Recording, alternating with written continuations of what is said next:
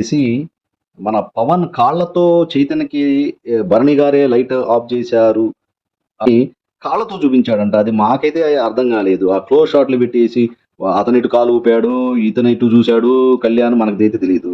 So indirect గా అంట పవన్ భరణి గారే చేశారు అని హింట్ ఇచ్చాడంట కళ్యాణ్కి. మరి ఇలాంటి వీడియో మన తనూజ గారు ఎంతవరకు నమ్ముతారనేది నాకు డౌటే.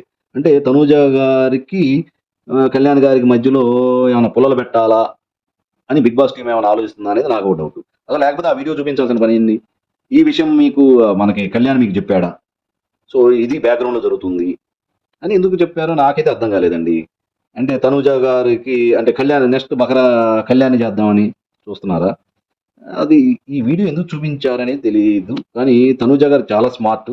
సో ఎట్టి పరిస్థితుల్లో దీన్ని మైండ్‌కి తీసుకోరని నా అభిప్రాయం.